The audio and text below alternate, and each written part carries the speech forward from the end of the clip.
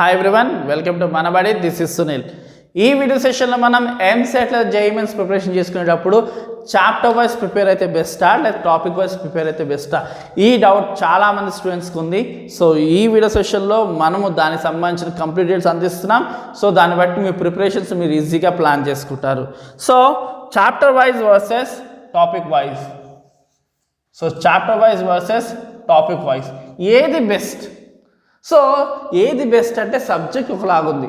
So ఏ subject ఎలా prepare అయితే Bairstow మాట్లాడుకుందాం. సో ఫస్ట్ మనం మ్యాథ్స్ కోసం మాట్లాడుకుందాం. మ్యాథ్స్లో టాపిక్ వైజ్ చేయొచ్చు, కానీ మీరు first trigonometry and integrations and derivations ఇవి మాత్రం పక్కాగా చేసుకోవాలి. ట్రిగ్నోమెట్రీ, ఇంటిగ్రేషన్స్ అండ్ డెరివేషన్స్ చేసుకున్న తర్వాత మీకు నచ్చిన టాపిక్ చేసుకోవచ్చు. సో ఫర్ ఎగ్జాంపుల్ మ్యాట్రిసెస్లో ఫైండ్ ద ర్యాంక్ ఈజీగా చేసుకోవచ్చు. For example functions, domain, range ఈజీగా సాల్వ్ చేసుకోవచ్చు. ఆ టాపిక్ మాత్రం నేర్చుకుని సరిపోతుంది. సైన్ కన్వర్జేషన్స్, సో ఇలాగా మీరు పర్టికులర్ సెలెక్ట్ చేసుకుని చేసుకోవచ్చు. అలా చేసుకోవాలంటే మాత్రం ఈ 3 చాప్టర్స్ ఖచ్చితంగా చేసుకోవాలి. చేసుకున్న తర్వాత మీ ఇష్టం.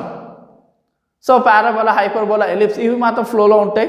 ఇంట్రెస్ట్ ఉన్న వాళ్ళు దీన్ని కంటిన్యూస్గా చూసుకుంటే చాలా బాగుంటుంది. కొంతమంది కన్ఫ్యూజన్ ఉంటాయి కాబట్టి హైపర్బోలా ఒకసారి అలా చూసుకుంటూ ఉంటారు. సో ఎవరి ఫ్రీక్వెన్సీ వాళ్ళకి, కానీ ఎలాంటి ఫ్రీక్వెన్సీ వాళ్ళైనా సరే ఈ 3 చాప్టర్లు చేసిన తర్వాత మీరు టాపిక్ వైజ్ చేసుకోండి. మీకు పర్లేదు, మేనేజ్ చేసుకోవచ్చు. ఇంట్రెస్ట్గా మీరు ప్రిపరేషన్స్ ఉంటాయి. మార్క్స్లో కూడా ఎటువంటి నష్టం ఉండదు. అదే ఫిజిక్స్కి వచ్చేసరికి ఇలా టాపిక్ వైజ్ మాత్రం చేయకండి, చాప్టర్ వైజ్ చేయాలి. ఎందుకంటే దీని కాన్సెప్ట్స్ అన్నీ కూడా ఇంటర్లింక్లో ఉంటాయి. Electricity, electromagnetism. సో ఎలక్ట్రిసిటీ లేకపోతే ఎలక్ట్రోమాగ్నెటిజం టాపిక్ అర్థం కాదు. ఎలక్ట్రిసిటీ ఉండాలి, మ్యాగ్నెటిజం, ఆ టాపిక్స్ అర్థమైతేనే ఎలక్ట్రోమాగ్నెటిజంని మీరు అర్థం చేసుకోగలుగుతారు. ఫిజిక్స్లో చాలామంది టఫ్ ఫీల్ అవ్వడానికి ముఖ్యమైన రీజనే ఇది. టాపిక్ వైజ్ ఫిజిక్స్కి సూట్ కాదు. కొన్ని చాప్టర్స్ కమ్యూనికేషన్ సిస్టమ్ అలాంటివి పర్లేదు, కానీ మిగతావన్నీ కూడా ఇంటర్లింకుల్లోనే వెళ్తాయి. కాబట్టి ఫిజిక్స్ని మాత్రం ఒక క్రమ పద్ధతిలోనే, ఒక ఆర్డర్లోనే మనం చేసుకోవడం బెస్ట్. దీనికి చాప్టర్ వైజే చేసుకోవాలి. కొన్ని చాప్టర్స్, థియరీ చాప్టర్స్ ఉన్నాయి చూడండి, అవి మాత్రం పర్లేదు. చిన్న చిన్న chapters, communication system, physical world అలాంటివి పర్లేదు, కానీ మిగతావి మాత్రం ఆర్డర్గానే వెళ్ళకపోతే మనకు అసలు అర్థం కాదు.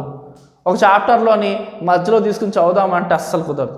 పద్ధతిగా చేస్తేనే మనకి ఆ కాన్సెప్ట్ అర్థమవుతుంది, సమ్స్ సాల్వ్ చేయగలుగుతాం. అండ్ ఎగ్జామ్లో కూడా ఎక్కువగా టైం తినేసే సబ్జెక్ట్ కూడా ఫిజిక్సే.